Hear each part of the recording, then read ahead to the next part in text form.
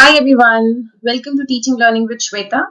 So today I'll be talking about the very important National Policy of Education 1986. We discussed the National Policy of Education 1968 before this, which wasn't a very successful education policy. And based on the recommendations of the Kothari Commission as well as NEP 1968, there was a new policy, that is the National Policy of Education, which came in 1986. It's also considered to be a landmark in the education system of India. तो इसको भी हम landmark समझते हैं, ये बहुत important है.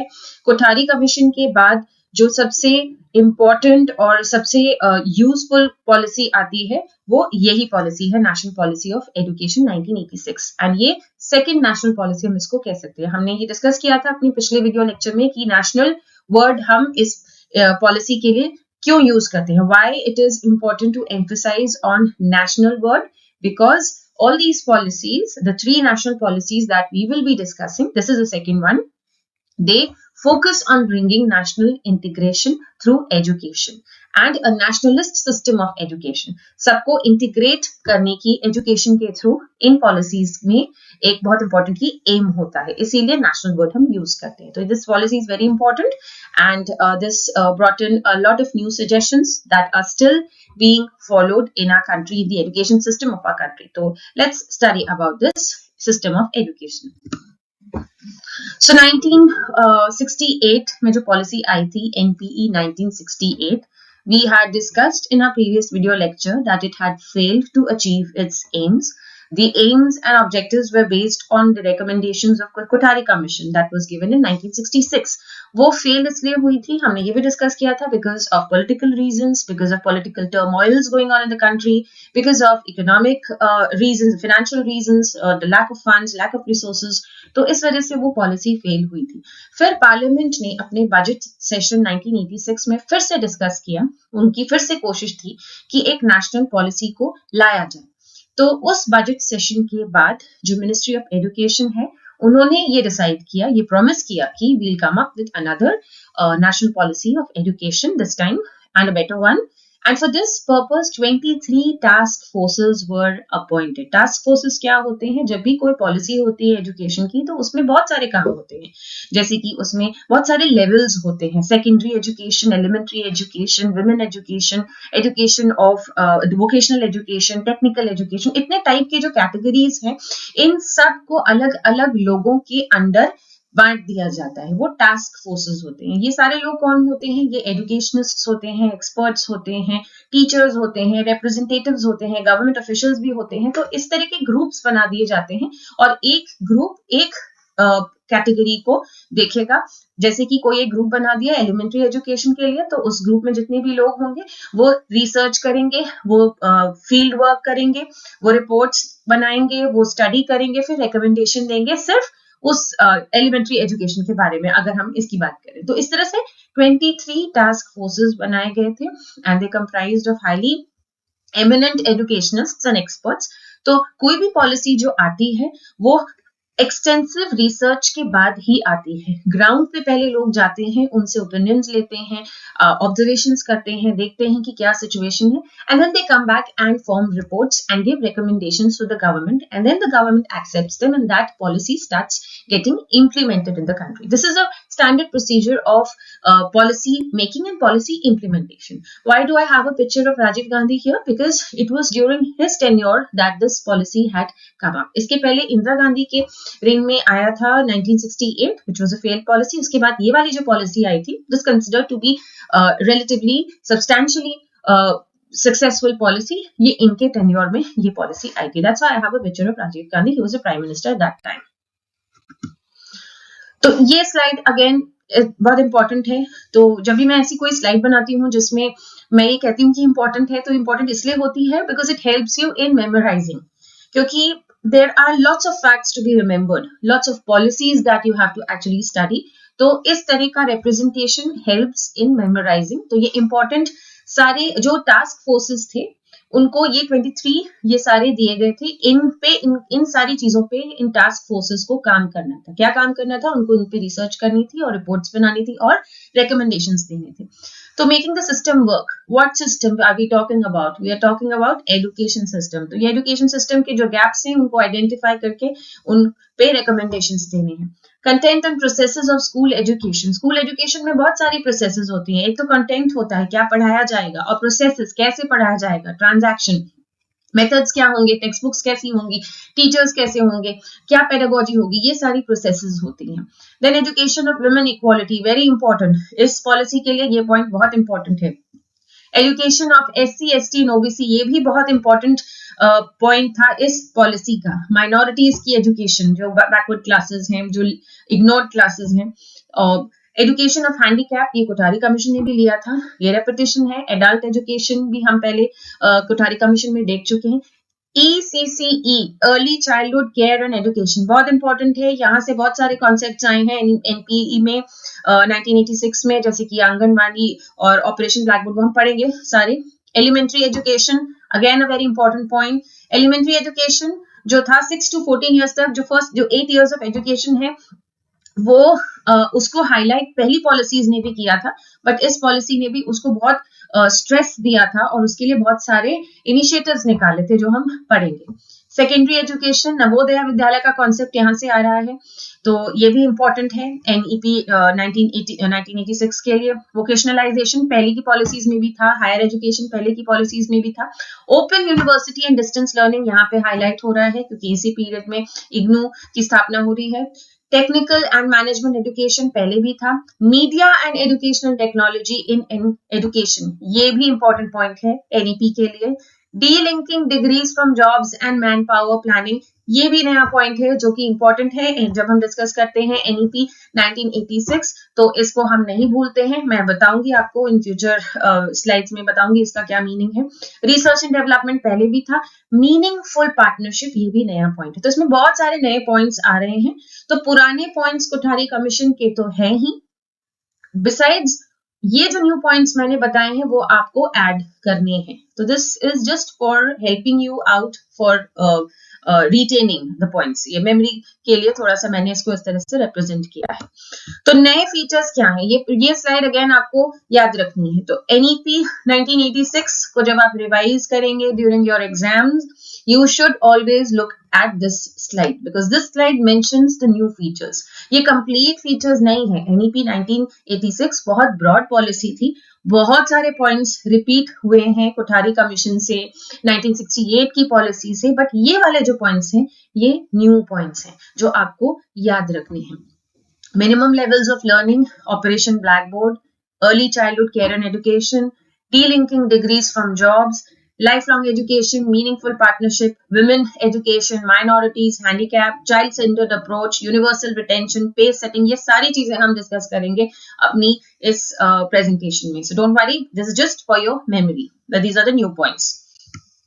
अब आते हैं हम क्या NEP ने रिकमेंडेशंस दिए थे। तो इन रिकमेंडेशंस में कुछ रिपीट होंगे, कुछ न्यू होंगे। जो न्यू होंगे उनको मैं अच्छे से एक्सप्लेन करने की कोशिश करूंगी। जो ऑलरेडी हम कोठारी कमीशन में पढ़ चुके हैं, NEP 1968 में पढ़ चुके हैं, उनको मैं बहुत इलैबोरेटली नहीं डिस्कस करूंगी, बट जो न्यू फीचर्स हैं, जो इंपॉर्टेंट फीचर्स हैं जिसके लिए NEP 1986 जानी जाती है, वो मैं जरूर इलैबोरेटली डिस्कस करूंगी।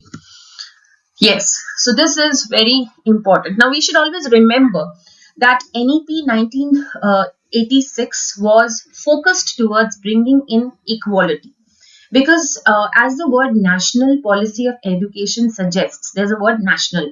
So they wanted to bring national integration. They wanted to integrate the country through education. They wanted to bring uniformity in the system of education. And to have that, to achieve that, it was very important to ensure that education is available to every individual in the country.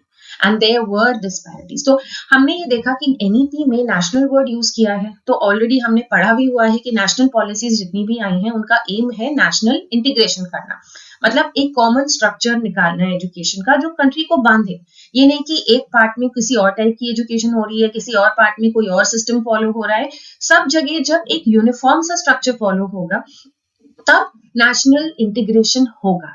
वो education के through होना चाहिए। तो उसके लिए सबसे ज्यादा जरूरी है कि पहले इक्वालिटी हो, किसी एक एरिया में एजुकेशन पहुंच ही नहीं रही है, किसी एक क्लास में, कास्ट में या जेंडर में एजुकेशन आ ही नहीं रही है, तो नेशनल इंटीग्रेशन कहाँ से आएगा? तो सबसे पहले तो हमें जो बैकवर्ड हैं, जो बैकवर्ड क्लासेस हैं, जो बैकवर्ड कास्ट हैं, जो बैकवर्ड जेंडर है, उसको हम एजुकेशन का राइट देंगे। जो छोटे बच्चे हैं उनको हम इंश्योर करेंगे कि वो स्कूल में जा रहे हैं, स्कूल से निकल नहीं रहे हैं। वो जो रूरल एरियाज में बच्चे हैं उनको भी एजुकेशन बराबर से मिल रही है जैसे कि अर्बन एरियाज में मिल रही है। जब हम ये इंश्योर करेंगे, जब हम इक्वालिटी इंश्योर करेंगे, तभी तो नेशनल इंटीग्रेशन की बात हम आगे जाके कर सकते हैं।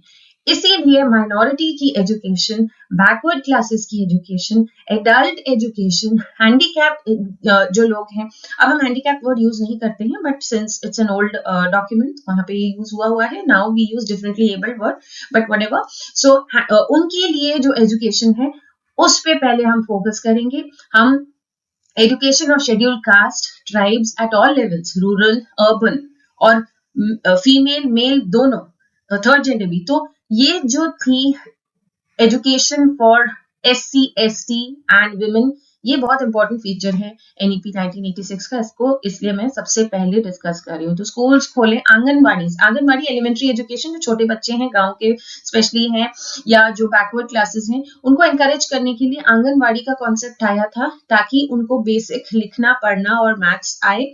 वो उनको न्यूट्रिशन पे ध्यान दिया जाए, उनको प्ले बेस्ड से पढ़ाया जाए, उनकी पर्सनालिटी डेवलपमेंट हो, लाइफ स्किल्स आए। इसलिए ये कॉन्सेप्ट आंगनबाड़ी की और ECCE के early childhood care and education का आया था। इस पॉलिसी ने उसको बहुत एम्फेसिस दी थी। Promotion of tribals are also lagging behind in terms of education. The people with disabilities, also the differently abled people, they also at times drop out from education. तो इन सारे जो पिछड़े हुए जो कम्युनिटीज हैं, जो क्लासेस हैं, जो कास्ट्स हैं, जो जेंडर में पिछड़े हुए विमेन को माना गया है कि वो बहुत पिछड़ी थी, तो इसको फोकस पे रख के एजुकेशन को इनको पहले बराबर पर लाना है, तभी हम बात कर सकते हैं नेशनल इंटीग्रेशन की। तो ये इसलिए बहुत इंपॉर्टेंट फीचर है NEP 1986 का। तो NEP 1986 की बात करेंगे और इनकी बात नहीं करेंगे एजुकेशन ऑफ माइनॉरिटीज की, तो फिर हमने NEP की बहुत इंपॉर्टेंट पॉइंट को मिस किया है, तो यह आपको याद रखना है। अब जो स्ट्रक्चर ऑफ एजुकेशन था, आप अगर कोठारी कमीशन का जो मैंने प्रेजेंटेशन बनाया था, लेक्चर बनाया था, उसको देखें तो आपको लगेगा सेम है, but there is a slight difference here. Here you will see the 10 + 2 + 3 तो फॉलो हो ही रहा है। 10 years हमारे क्लास 10 तक है, 11, 12 हमारे 2 साल है और 3 साल यूनिवर्सिटी के मिनिमम, वो तो है ही, there is no change in that. But ये जो हमारे फर्स्ट 10 years है, इसमें थोड़ा सा डिफरेंस है। क्लासेस 1 to 4 लिखा था उसमें लोअर प्राइमरी में, यहाँ पे 1 to 5 है, 6 to 7 अपर प्राइमरी हो गया, 8 to 10 हमारा हाई स्कूल बोल रहे हैं वो इसको, और higher secondary as it is same है, यूनिवर्सिटी सेम है। सो 10 + 2 + 3 स्ट्रक्चर ये भी सेम है, but there is a slight difference in the upper primary and lower primary and high school word being used for lower secondary here. तो ये आपको structure almost not many changes in the structure.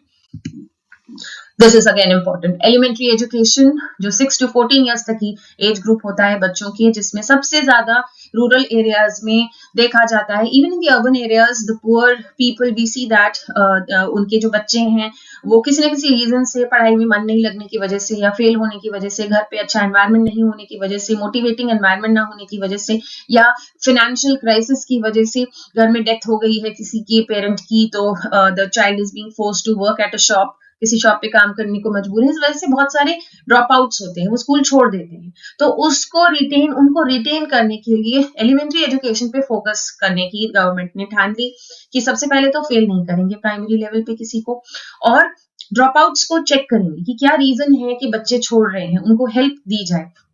Anganwadi उनके लिए start किए गए, जिसमें उनको खाना पीना, मिड डे मील्स वगैरह और उनके हाइजीन, उनको बेसिक स्किल्स, लाइफ स्किल्स दी जाएं।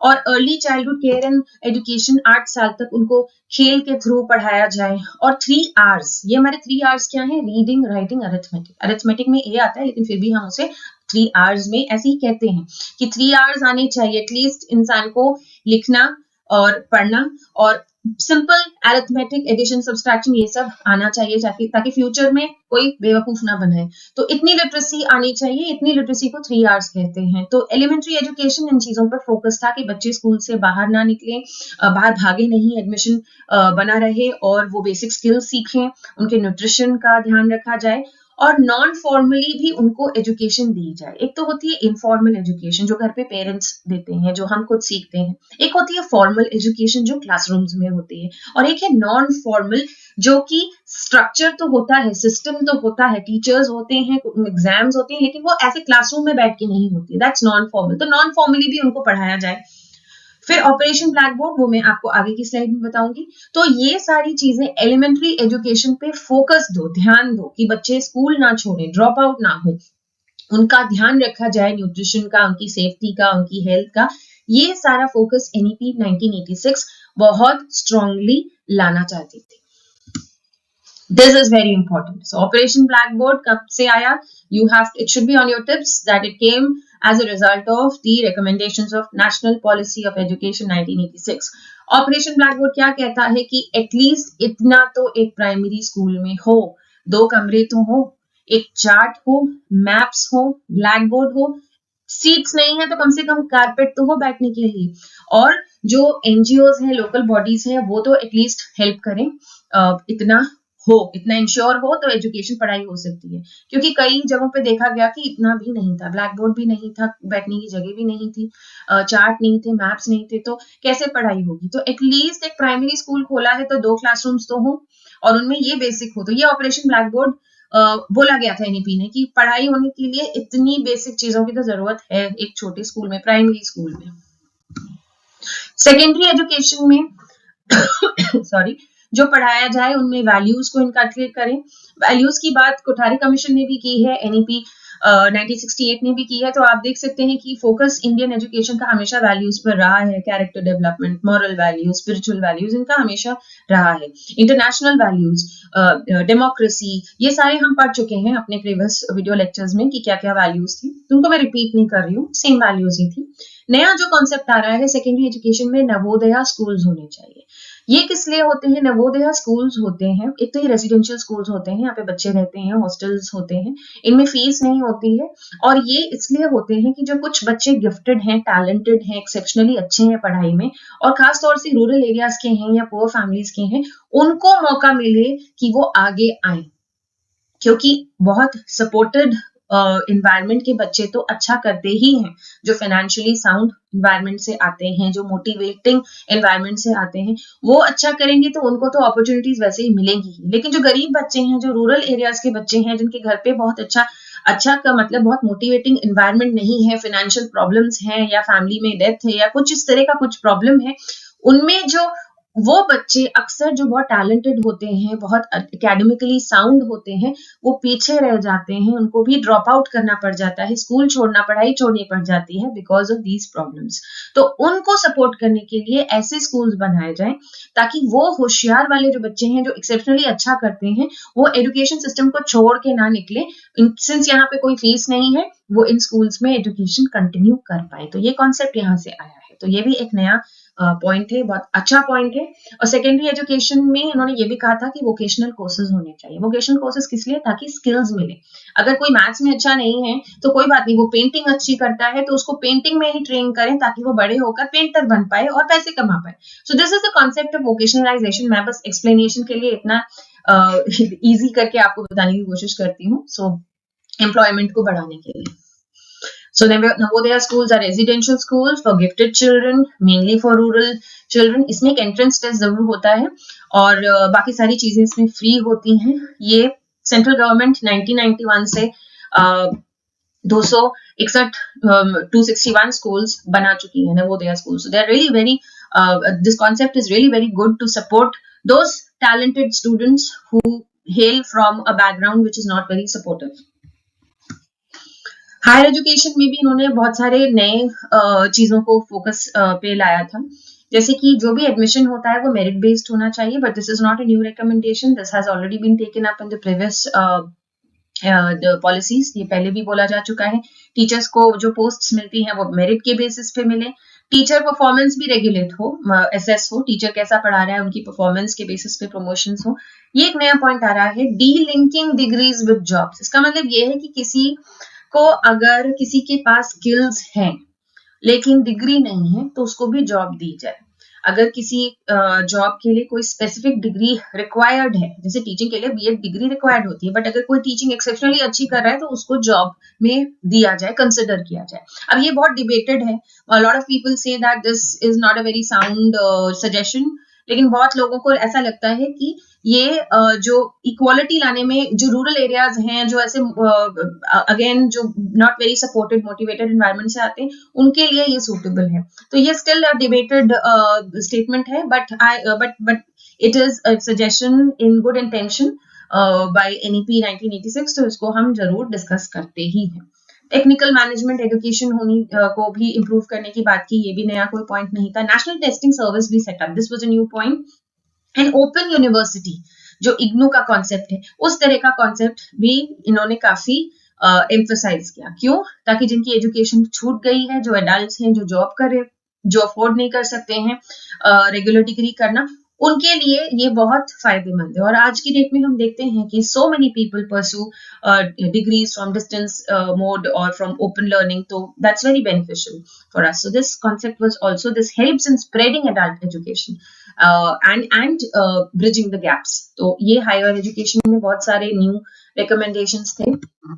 मीडिया एंड टेक्नोलॉजी के बारे में बहुत बोला गया है इस पॉलिसी में, और इसका काफी अच्छा रिजल्ट भी आया है कि टेक्नोलॉजी अब बहुत अच्छे से यूज होती है एजुकेशन में। Technology which is known as education technology is widely being used in education. Day by day it is being researched upon, and people are coming up with new methods of using technology in education to make education accessible to more people. तो education में technology का use इसलिए हो रहा है ताकि education दूर दूर तक लोगों तक पहुंचे और पढ़ाई को भी काफी आसान करे।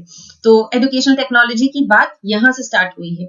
तो रेडियो, टीवी को भी यूज करना चाहिए एजुकेशन में, और एजुकेशनल फिल्म्स दिखानी चाहिए, और एजुकेशनल टेक्नोलॉजी को teacher training, teacher awareness, art and culture, इन सब के लिए यूज किया जाए।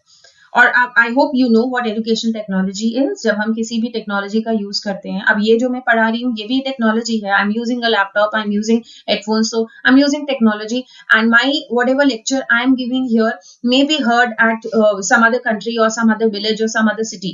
तो ये भी एक तरह का यूज ऑफ एजुकेशनल टेक्नोलॉजी है। जब टीचर पावर पॉइंट पे पढ़ा रही है, वो भी टेक्नोलॉजी का यूज है। So there are so many uses of educational technology जो एनईपी 1986 से बहुत फोकस में आया है। Women education very important. उन्होंने गर्ल चाइल्ड के लिए बहुत कुछ बोला है कि गर्ल चाइल्ड की को since women are lagging behind in education, so it's important. A lot of girls drop out from schools, बहुत सी लड़कियां छोड़ देती हैं एलिमेंट्री लेवल पर ही, प्राइमरी लेवल पर ही एजुकेशन। तो उनको फ्री यूनिफॉर्म दी जाए, फ्री बुक्स दी जाए, और फ्री ट्रांसपोर्टेशन मिले उनको। और ये सारी जो गर्ल्स हैं, ये हर स्टेज पे उनको इनकरेज किया जाए, चाहे वो वोकेशनल लर्निंग हो, टेक्निकल हो, चाहे वो प्राइमरी, सेकेंडरी, हायर, सब पे उनको इनकरेज किया जाए। जेंडर सेंसिटिविटी जो है वो दिखे हमारी बुक्स में, हमारे करिकुलम में।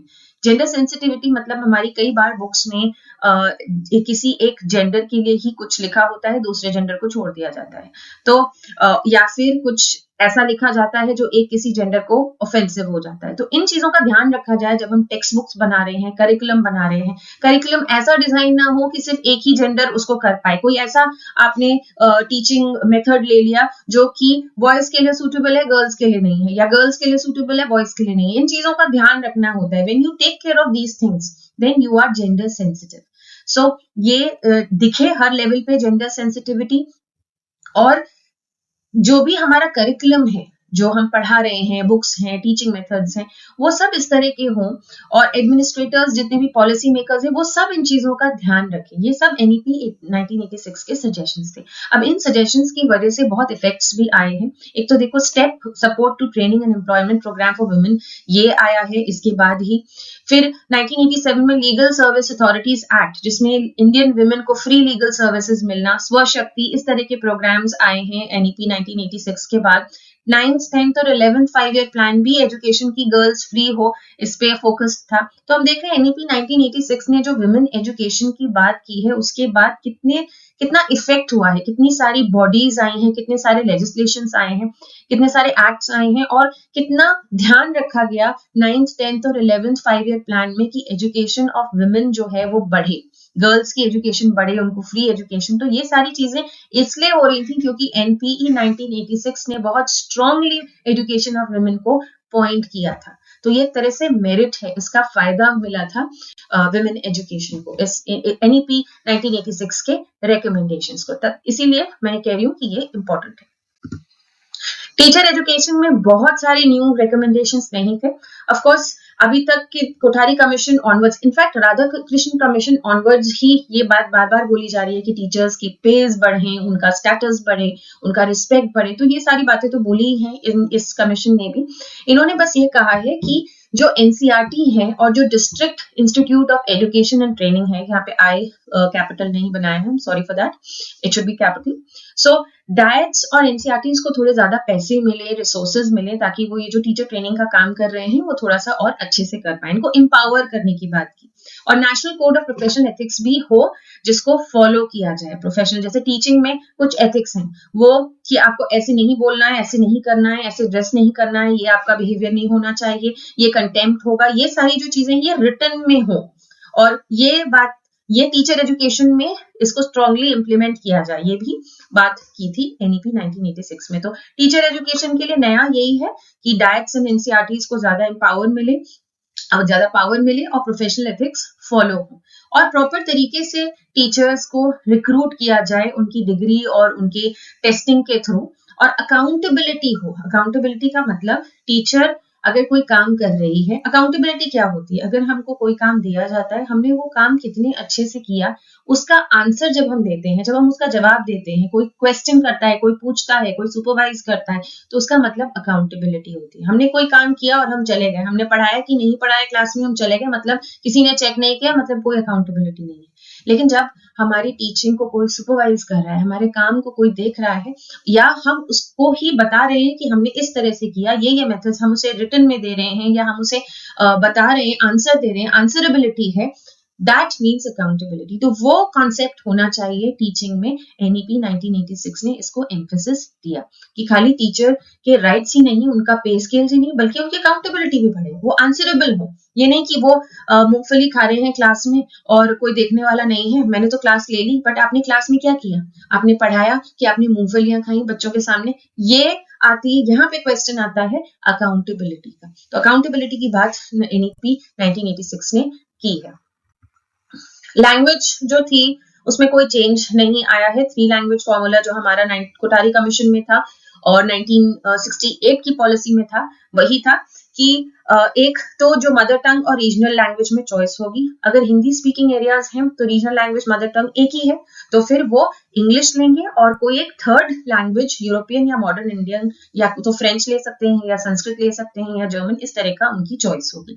जो नॉन हिंदी एरियाज हैं जहाँ पे हिंदी नहीं बोली जाती है, वहां पे मदर टंग अलग हो सकती है, तो वो या तो मदर टंग भी पढ़ेंगे जो कि हिंदी नहीं है, फिर वो हिंदी भी पढ़ेंगे और एक थर्ड लैंग्वेज लेंगे, मॉडर्न इंडियन या यूरोपियन लैंग्वेज। तो इस तरह से 3 लैंग्वेज फॉर्मूला चलेगा, जिसमें कोई चेंज नहीं है from the previous recommendations.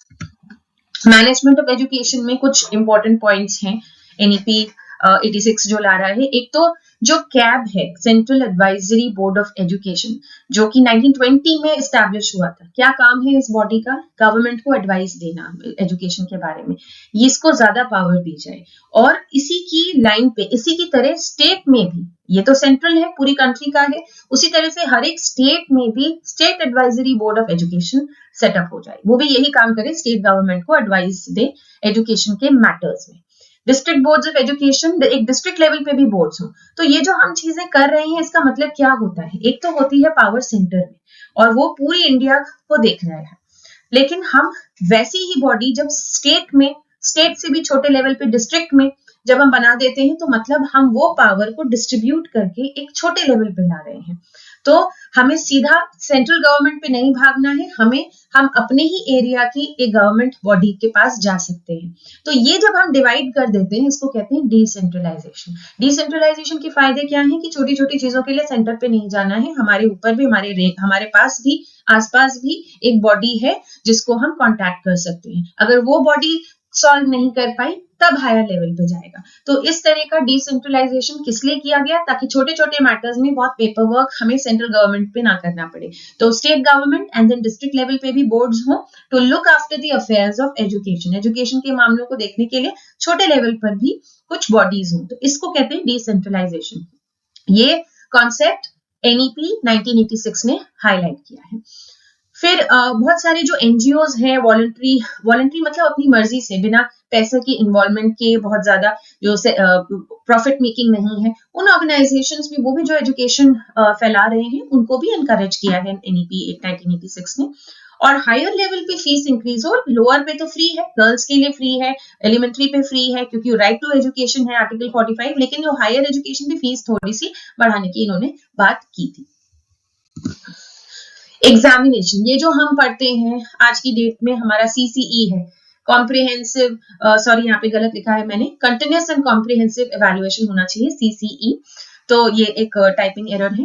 Continuous and comprehensive education का इवैल्यूएशन का मतलब क्या होता है कि सिर्फ जैसे एंड में एक रिटन एग्जाम ले लिया, वो नहीं, आप कंटिन्यूअसली इवैल्यूएट करोगे, कभी मिड टर्म होंगे, कभी आपके यूनिट टेस्ट्स होंगे, कभी आपके कोई असाइनमेंट होगा, कोई इंटरनल एग्जाम होगा, और एक मेन एग्जाम बाद में होगा। तो फॉर्मेटिव चलता रहेगा और समेटिव चलता रहेगा। इसको कहते हैं कंटिन्यूअस कॉम्प्रिहेंसिव इवैल्यूएशन, कि बच्चा साल भर थोड़े थोड़े एग्जाम्स देता रहे या कुछ कुछ इवैल्यूएशन उसका होता रहे। अब इवैल्यूएशन सिर्फ रिटन एग्जाम्स ही नहीं, वो प्रेजेंटेशन भी दे सकता है, किसी फील्ड विजिट से आके उसकी रिपोर्ट बना सकता है, कोई डेमोन्स्ट्रेशन दे सकता है, कोई सेमिनार कर सकते हैं, ग्रुप डिस्कशन, कोई उसकी cultural activities, extra curricular activities भी होंगी, स्पोर्ट्स, म्यूजिक, डांस, ड्रामा, इस पे भी उसको मार्क्स मिलेंगे। तो कंटिन्यूअसली बच्चे को इवैल्यूएट करना है, सिर्फ एक एग्जाम के बेसिस पे मार्क्स नहीं देने हैं उसको। तो ये जो कॉन्सेप्ट है सीसीई का, ये यहाँ से आ रहा है, which is very important, which is being followed now and focuses on testing of personality instead of only marks, और ग्रेड्स मिले मार्क्स की जगह, ताकि अननेसेसरी कंपटीशन ना हो। खाली याद, मेमोराइजेशन को हम टेस्ट, किसने कितने अच्छे याद किया, वो टेस्ट नहीं करना है। कौन म्यूजिक में अच्छा है, कौन डांस में अच्छा है, कौन किसकी स्पीकिंग स्किल्स अच्छी है, किसका प्रेजेंटेशन अच्छा है, इन सबको इवैल्यूएट जब हम करते हैं तो वो कॉम्प्रिहेंसिव होता है। और जब हम कंटिन्यूअसली साल भर, जितनी दिन बच्चा स्कूल जाता है, साल भर हम उसको कुछ ना कुछ इवैल्यूएट करते रहते हैं, वो कंटिन्यूअस होता है। तो ये होना है, सब्जेक्टिविटी ना हो, मतलब टीचर की मर्जी हुई तो उसने 50 में से 40 नंबर दे दिए, टीचर की मर्जी नहीं हुई तो 20 दे दिए, इस तरह का सब्जेक्टिविटी ना हो, ऑब्जेक्टिव हो। ये सब बातें की थी एनईपी 1986 में। तो ये सीसीई और grades in place of marks, इनकी देन है, ये बहुत इंपॉर्टेंट है यहाँ पे। फिजिकल एजुकेशन में पहले भी बोल चुके हैं, कोटारी कमीशन भी बोल चुका है, एनईपी 68 भी बोल चुका है, तो कुछ नया नहीं है इसमें, लेकिन हाँ, योगा को स्पेशल अटेंशन, योगा को इंक्लूड किया गया है, इसके बाद से करिकुलम में बहुत इंपॉर्टेंट प्लेस दी गई है। मीनिंगफुल पार्टनरशिप, ये बहुत इंपॉर्टेंट है। ऊपर मैंने ऐसी एक कोट लिखा है जो बार बार बोला जाता है, in general to promote excellence at all levels, concurrency signifies a partnership which is meaningful, challenging. National policy will be oriented towards giving effect to it in letter and spirit. ये थोड़ा सा famous है coat, इसलिए मैंने लिख दिया है। तो मीनिंगफुल पार्टनरशिप का मतलब क्या हुआ, स्टेट गवर्नमेंट और सेंट्रल गवर्नमेंट के बीच में पार्टनरशिप रहेगी। ऐसा नहीं कि सारी पावर स्टेट गवर्नमेंट को मिल गई या सारी पावर सेंट्रल गवर्नमेंट को मिल गई। अब डिसेंट्रलाइजेशन कर दिया तो सब कुछ स्टेट गवर्नमेंट को मिल गया, ऐसा भी नहीं है, दोनों के बीच में एक पार्टनरशिप रहेगी।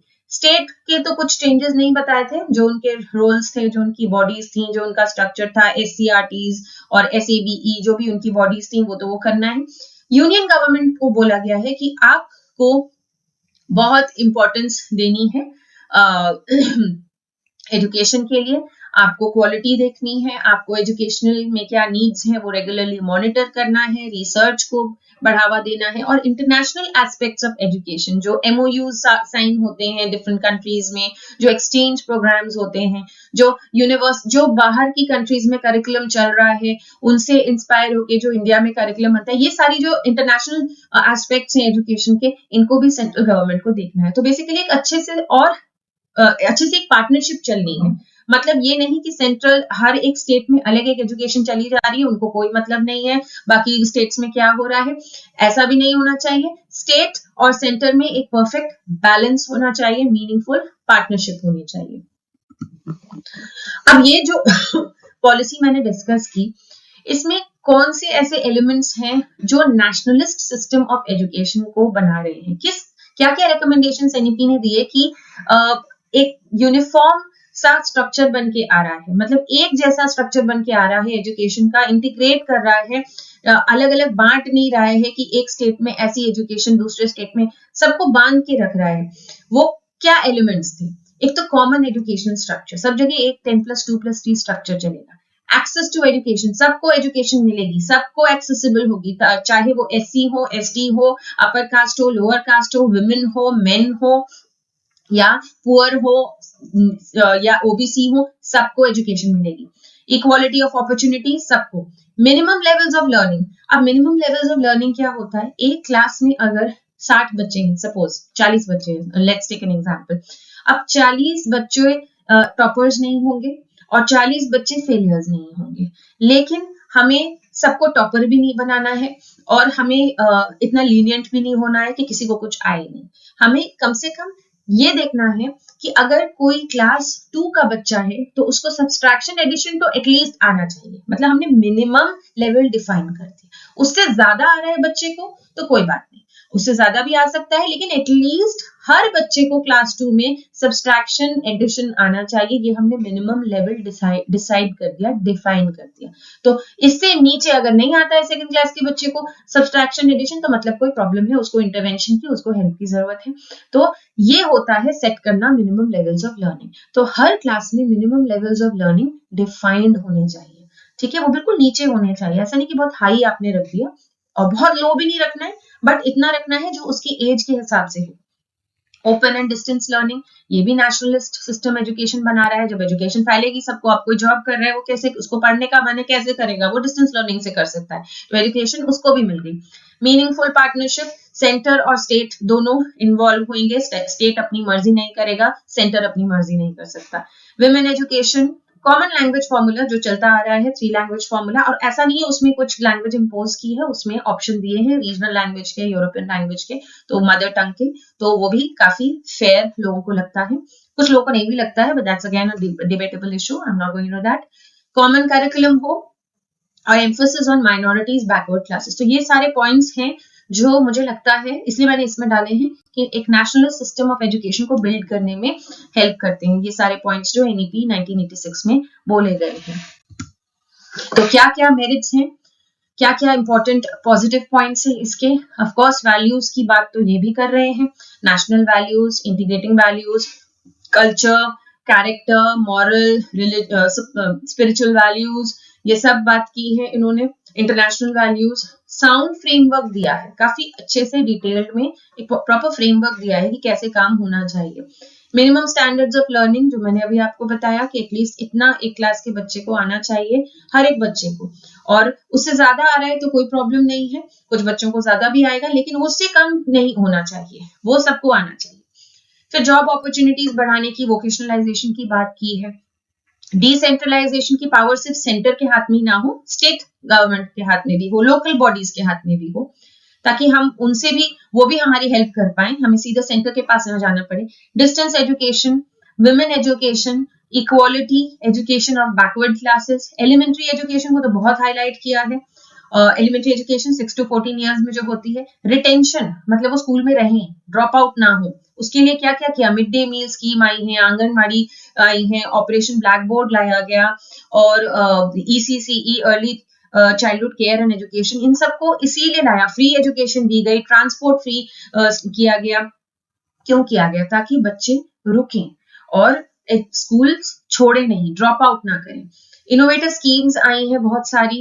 एक्सेस एंड इक्विटी तो इम्प्रूव हुई है, किसकी? एडल्ट्स की, through open distance education, women की, एससी और एससी एसटी की, by by reservation and all. तो ये सारी चीजें जो हैं ये बहुत अच्छी हैं, पॉजिटिव मानी जाती हैं और मेरिट्स के अंडर इनको रखा जाता है। लेकिन हर पॉलिसी के कुछ डीमेरिट्स भी होते हैं, ऐसा लोग कहते हैं। So lot of people argue कि this concept of open and distance education is very unfair, because जिन लोगों ने रेगुलर डिग्री की है, जिन लोगों ने सैक्रिफाइस किया है, जॉब नहीं किया, बहुत से ऐसे होते हैं जो कि रेगुलर डिग्री प्रेफर करते हैं उस समय, और रेगुलर डिग्री के साथ जॉब नहीं कर सकते हैं तो वो अपनी जॉब छोड़ के रेगुलर डिग्री करते हैं, तो उनकी क्वालिटी ऑफ वर्क, वो ऐसा क्या कहा जाता है कि they have more they have studied more, they are more skilled because they were more involved, तो उनको भी वही जॉब मिल रही है, उनको भी उतनी सैलरी पे रख रहे हैं या उनकी जगह उनको रख ले रहे हैं और उनको ज्यादा एक्सपीरियंस बोल रहे हैं जो कि जॉब के साथ पढ़ रहे हैं। तो ये एक डिबेटेबल इशू रहता है कि क्वालिटी क्या हम डाउन कर रहे हैं, इससे एजुकेशन बहुत आराम से मिल जा रही है लोगों को। तो ये एक थोड़ा सा डीमेरिट में मैंने रखा इसलिए है। These are not my personal opinions, these are the arguments given by a lot of people that there's a debate between whether it's actually good or not, although it is increasing access to education, but should it be equated with a regular degree? क्या इसको regular degree के बराबर करना चाहिए? वो एक debatable issue है, तो डीमेरिट्स में आता है। और ये जो एंट्रेंस टेस्ट होते हैं, ऐसा बहुत लोग कहते हैं कि ये टफ होते हैं कई बार, और जो रूरल बैकग्राउंड्स के हैं, जो डिप्राइव्ड बैकग्राउंड्स के हैं, not rural, I should say rather demotivated backgrounds और लाइक डिफिकल्ट बैकग्राउंड्स, उनके लिए कई बार मुश्किल हो जाता है एंट्रेंस टेस्ट क्रैक करना, तो वो उनको अपॉर्चुनिटी नहीं मिल पाती है हायर एजुकेशन की।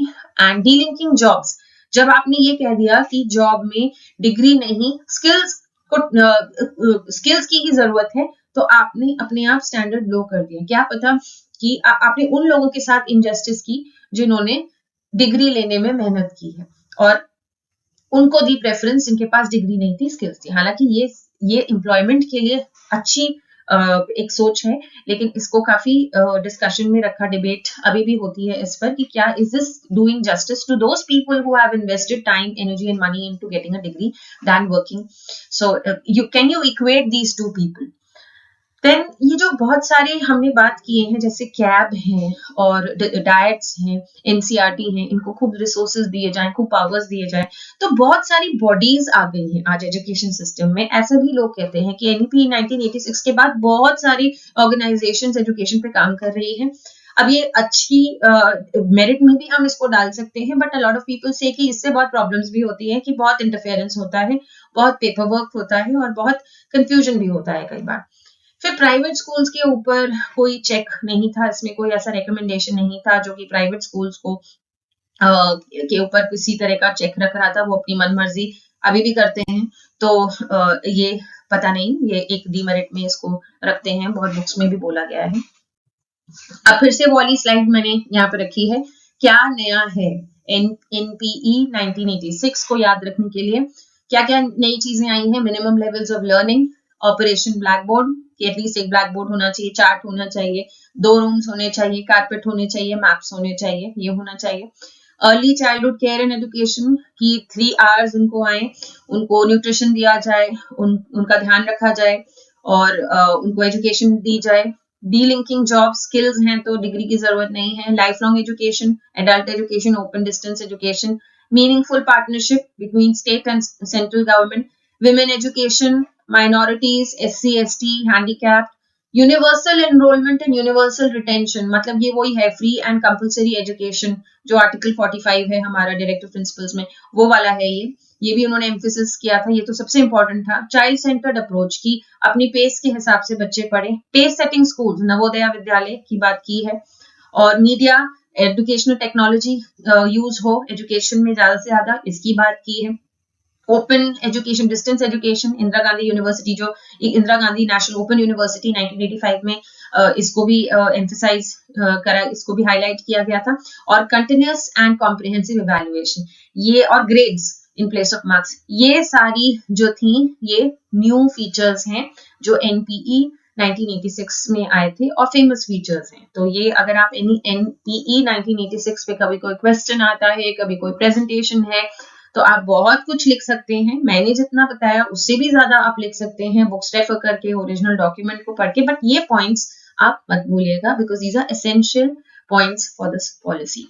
So this is how I try to cover the maximum in one lecture. So what I would leave to you to think about after so much of discussion, तो हमने जो अभी Kothari commission भी पढ़ा था, NPE 1968 भी पढ़ा था, फिर हमने 1986 को डिटेल्स में पढ़ा। उसको पढ़ने के बाद I think you will be able to answer कि क्या नया ऐड हुआ है कोठारी कमीशन के बाद से NPE 1986 में, और कैसे ये एजुकेशन को रीस्ट्रक्चर करने की बात कर रहे हैं। NPE 1968 भी कह रहा था एजुकेशन को रिफॉर्मेशन की जरूरत है, दोबारा से स्ट्रक्चर देने की जरूरत है, तभी लैंग्वेज चेंज करो, तभी सिस्टम स्ट्रक्चर चेंज करो, ये लाओ वो लाओ। तो क्या किया, क्या बोला है, किन पॉइंट्स से एजुकेशन बिल्कुल बदल रही है, कि बदलने की कोशिश की है, वो कौन से पॉइंट्स हैं, ये आपको सोचने हैं। और ये जो नेशनल वर्ड हम यूज कर रहे हैं, नेशनल इंटीग्रेशन है, ये नेशनल पॉलिसी है, पहले के लेक्चर्स में भी मैंने एलैबोरेटली एक्सप्लेन किया था कि नेशनल वर्ड हम क्यों यूज करते हैं पॉलिसीज के लिए। I want you to think and write it down and discuss whenever we come live. तो ये आपको ये 3 चीजें सोचनी है, ये इंपॉर्टेंट है। These will expand your reflective thinking, your critical thinking, and also your ability to deduce from something. तो वो deduce करना आपको है, आपको आना चाहिए। तो इसीलिए इस तरह के क्वेश्चंस मैं हमेशा कोशिश करती हूँ to add in the end. So that's all for today about NPE 1986. Now we will, in the next video lecture, we will study about program of action, जो इससे ही related hai. So stay tuned, stay connected, subscribe to my channel if you have not done it yet, and keep posting your comments and your suggestions. Keep teaching and learning. Bye bye. Thank you.